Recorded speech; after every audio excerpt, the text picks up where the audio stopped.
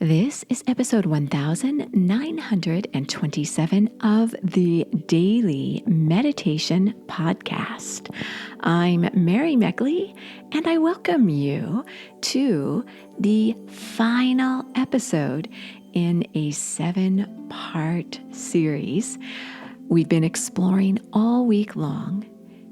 And this has been a series dedicated to releasing negative thoughts and emotions to help you sleep better.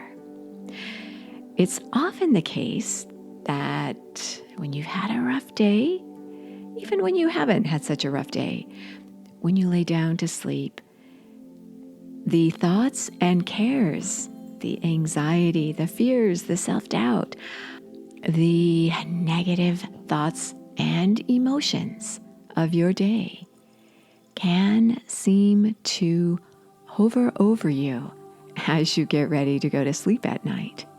Even if you've had the best day, sometimes when you're still and you're quietly going about your business to go to sleep for the night, these dark clouds can seem to hang over you. So this has been a week where you have explored how to let go and release these thoughts and emotions that can keep you up at night. This is the final episode, and in the final episode, we always do a reflection meditation. This is where you take a glance back over this past week and celebrate your big wins, what worked well for you as you released negative thoughts and emotions, and what didn't go so well, or maybe there were some things that you regret doing or that you wish you would have done. If you've followed along with this series, you likely have found a few techniques or insight to help you along the way.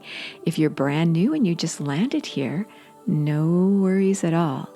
You can still go through the process of reflecting back over your week. And I always share how many people, including the Dalai Lama, who is reported to do a daily reflection, many people who do reflect over their week notice that this is single-handedly the best tool they use each week to improve their lives. And I have to say the same for myself. It's equivalent, I think, in many ways to keeping a journal. Except when you keep a journal, you explore your reflections, your reactions, which is so important.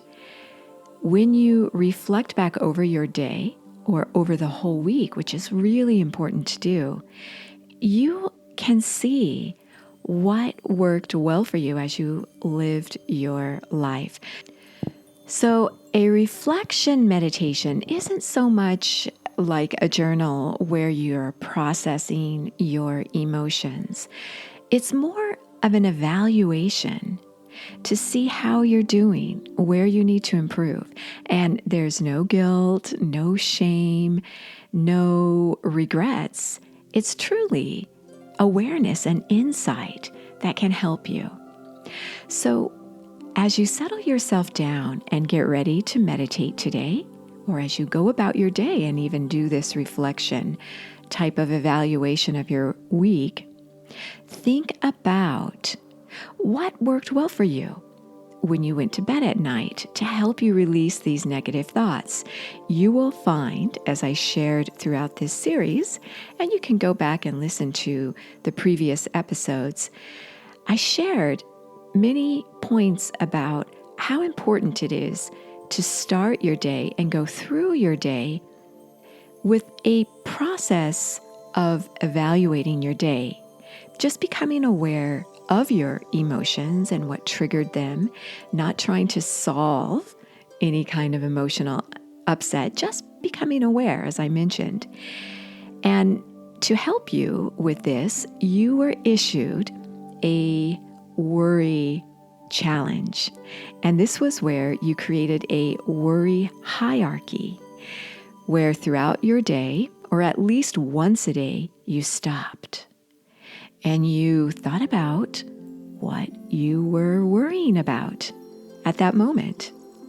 And then you thought about the 3 things you were worrying about the most, and you ordered them 1, 2, 3 in a hierarchy. And this may have surprised you. I heard from many of you, and I found this out for myself as well, as I do these series right along with you, that what I was worrying about wasn't the big things going on in my life that are stressful currently. It was really the little things. In fact, some of them I found were, I don't want to say petty, but they were not really a big deal. And so you might think about this for yourself as well. And you may find that it's these little niggly worries that contribute to some of the big stress in your life. And when you really evaluate those littler worries that you likely recognized and became aware of as you did a worry hierarchy this week, you may have noticed that that was half your problem when it comes to worrying, is that these little things built up and you weren't even really able to focus on the more important things that you wanted to resolve in your life because these other little things kept flaring their heads, getting in your way. So that has been my experience this week. I know for some of you, it's been your experience as well. So others I know told me that they finally confronted what they were trying to numb out about, something that they were trying to push away and ignore and become really busy and distracted by other things because they didn't want to think about this one thing that was really bothering them, worrying them in their life. You might think the same for yourself. So it could have been a week where you finally embraced what it was you need to do or resolve in your life. So as you go back over your week, that is your technique. Reflect on what worked really well for you this week to help you manage negative thoughts. Again, whether or not you did this meditation series this week, go back and take a look at what were your negative thoughts and emotions? What triggered them? And was there something you did or didn't do that helped you to release them? Or did they just build up? Or did you numb out, push them away? Did you become really distracted to avoid them? Or did they hover over your head day in and day out? So reflect on what worked and reflect on what didn't work so well and what you could do to help release these emotions. Again, you can go back over the series and pick up a few techniques. You can also go to the Sip and Om meditation app. As always, for 2 weeks, you have free access to over 1,900 half-hour guided meditations there. It takes you much deeper into a meditation technique every single day. There's a fresh new meditation there. You also get a journal and a slow down guide.